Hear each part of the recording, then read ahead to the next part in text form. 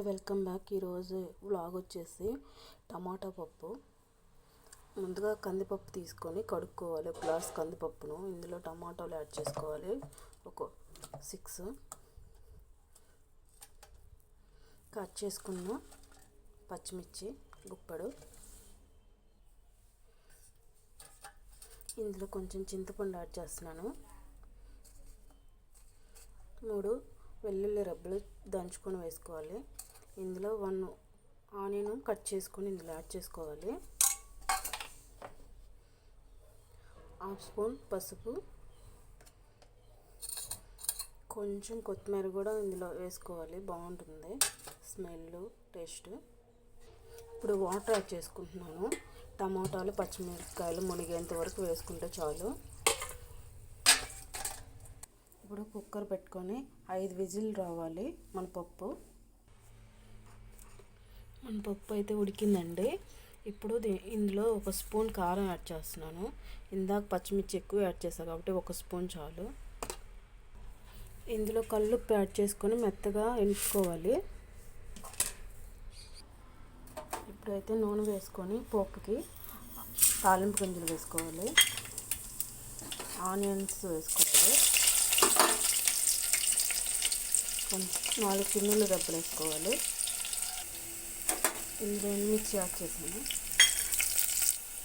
ఇప్పుడు ఇందులో కొంచెం ఇంగువ యాడ్ చేసుకోవాలి. ఇందులో కరివేపాకు కొత్తిమీర కూడా యాడ్ చేసుకోవాలి. ఇప్పుడు నేను ఇందులో 1 స్పూన్ నెయ్యి అయితే యాడ్ చేస్తున్నాను. నెయ్యి వేస్తే మన పప్పు టమాటా పప్పు సూపర్గా ఉంటుంది.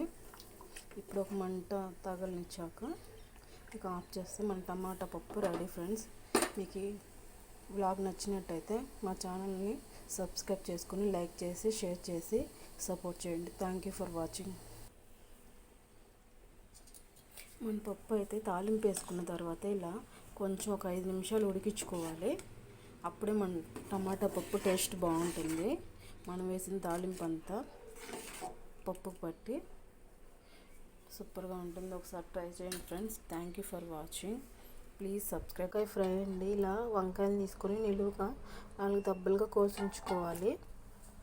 తర్వాత ప్రాసెస్ వచ్చేసి మన వంకాయ ఫ్రైకి కావాల్సినంత ఆయిల్ వేసుకొని బాండీలో తర్వాత పోపు తిని స్టార్ట్ చేసుకోవాలి.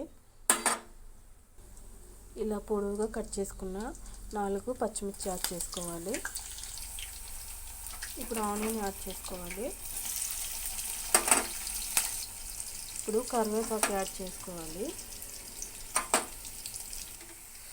ఆనియన్స్ వేగిన తర్వాత వంకాయ ముక్కలు యాడ్ చేసుకోవాలి. ఇందులో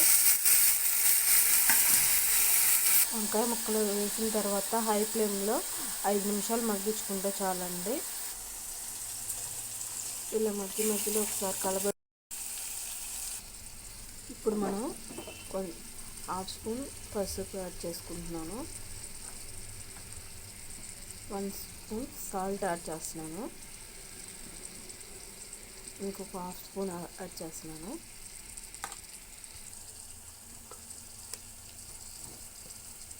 ఒక స్పూన్ కారం యాడ్ చేస్తున్నాను.